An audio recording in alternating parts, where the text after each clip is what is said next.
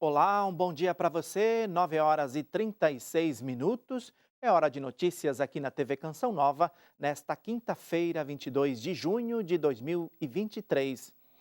Iniciamos o boletim de notícias com imagens da capital paulista. Aí você confere a região da Vila Mariana. Manhã com pouca nebulosidade, sensação de frio permanece, mas ao longo do dia o sol se destaca, elevando as temperaturas, mínima de 12 graus e máxima de 25. O dicastério para a causa dos santos reconheceu as virtudes heróicas do bispo brasileiro Dom Antônio de Almeida e de irmã Lúcia, guardiã do terceiro segredo de Fátima.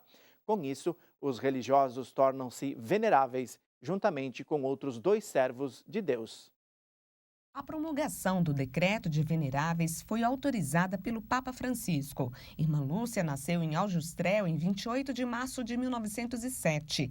Juntamente com seus primos Francisco e Jacinta Marto, viveu uma série de aparições da Virgem Maria em 1917, na Cova da Iria, em Fátima, Portugal. Após a morte prematura dos primos, que foram canonizados pelo Papa Francisco em 2017, a irmã Lúcia permaneceu como a única guardiã da mensagem de Fátima, que transcreveu a pedido do bispo de Leiria, José Alves Correia da Silva, em 4 documentos entre 1935 e 1941. Outro escrito, datado de 1944, continha a terceira parte do segredo de Fátima, o chamado Terceiro Segredo, aberto pela primeira vez em 1960. Foi São João Paulo II que tornou o segredo conhecido no ano 2000. Já Dom Antônio de Almeida era salesiano e foi o segundo arcebispo de Fortaleza. Ele nasceu em 11 de fevereiro de 1886 em São João del Rei, Minas Gerais. Aos 26 anos, foi ordenado sacerdote. Em 1925, foi eleito bispo de Uberaba, também em Minas.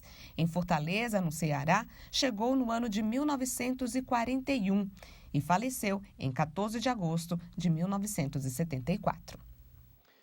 Também foi reconhecido o martírio de 10 sacerdotes e 10 leigos da Arquidiocese de Sevilha, mortos durante a Guerra Civil Espanhola em 1936.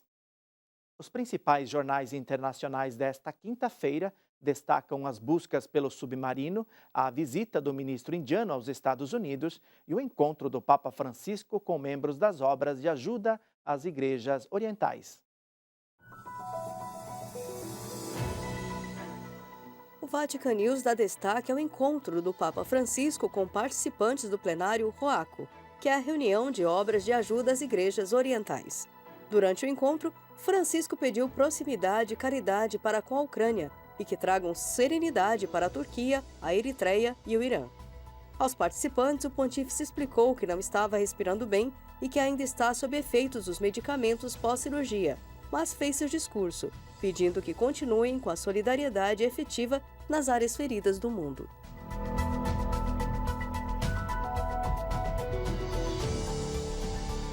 A visita de Modi aos Estados Unidos envia um grande sinal, embora silencioso, para a China. Essa é a manchete do Washington Post. A viagem do primeiro-ministro indiano Narendra Modi a Washington é sobre o aprimoramento de uma parceria que inclui interromper a expansão agressiva de Pequim.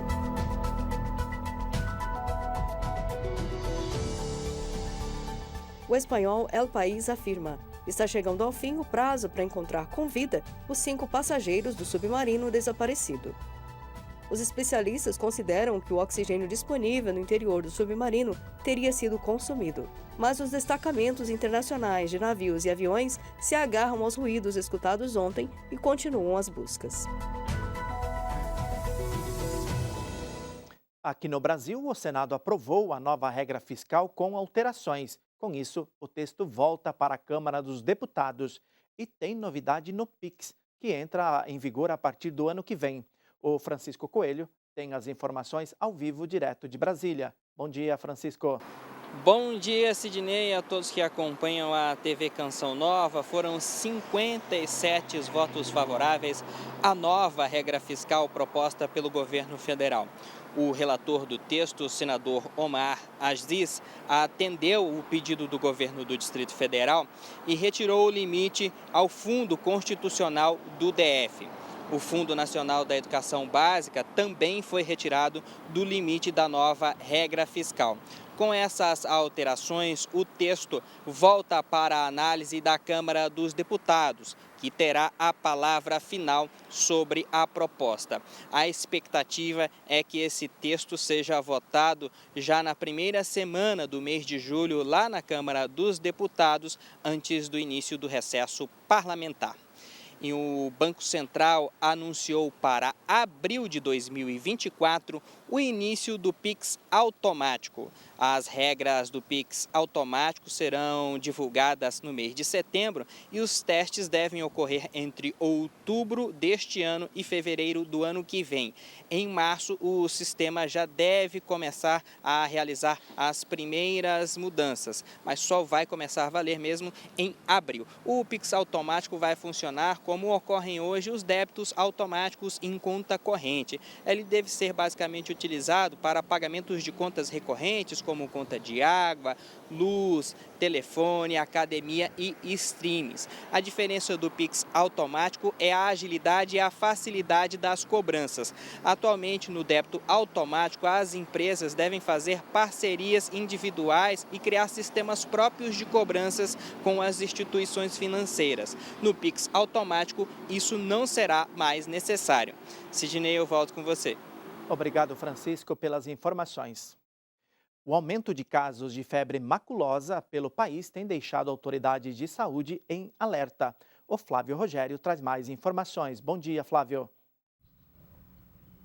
Isso mesmo, Sidney. Bom dia para você e para todos que nos acompanham. De 2007 a 2023, foram registrados mais de 2.000 casos e 930 mortes por febre maculosa no Brasil, segundo o Ministério da Saúde. A doença é transmitida pela picada do carrapato estrela.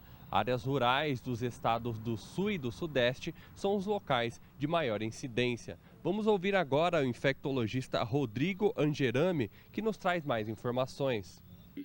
14 dias após a exposição a essas áreas, se eventualmente vierem apresentar febre, dor de cabeça, dor no corpo, dor nas articulações, náusea, vômitos, manchas no corpo, procurem por atendimento médico o quanto antes, logo no início desses sintomas, e refira não só que está apresentando um quadro febril, um quadro de mal-estar, um quadro de prostração, mas também que estiveram, que frequentaram, seja por atividades de lazer, seja por atividades ocupacionais, seja por moradia, áreas onde o carrapato possa existir. O médico alerta que a doença se agrava ainda nos primeiros dias, por isso a importância de procurar atendimento o quanto antes. Todo o tratamento está disponível no Sistema Único de Saúde. De São Paulo, Flávio Rogério, para o Boletim de Notícia. Obrigado, Flávio. A chegada de uma frente fria muda o tempo no centro-sul do país nesta quinta-feira. Confira os detalhes na previsão. A formação da frente fria provoca temporais do nordeste do estado gaúcho ao oeste do Mato Grosso do Sul. Em São Paulo, aumenta a umidade no sul do estado. Nas demais áreas do centro-sul, as temperaturas estarão altas à tarde e há baixa umidade relativa do ar. Cuiabá registra máxima de 35 graus, Rio de Janeiro 28, e a umidade relativa do ar marca abaixo dos 16% na região do Planalto Central. Já há alguns dias, acompanhamos um cenário de chuva volumosa e intensa em áreas do norte e nordeste. Essas instabilidades não mudam ainda. Hoje, na costa norte e leste do nordeste, a chuva será mais forte. E no norte, entre o noroeste do Amazonas e oeste do Pará. Reveja esta edição no Canção Nova Play e continue bem informado acessando nossas redes sociais e o site noticias.cançãonova.com. Outros fatos do dia você confere às 6:45 da noite no Canção Nova Notícias. Obrigado pela audiência, um ótimo dia para você e siga ligado em nossa programação.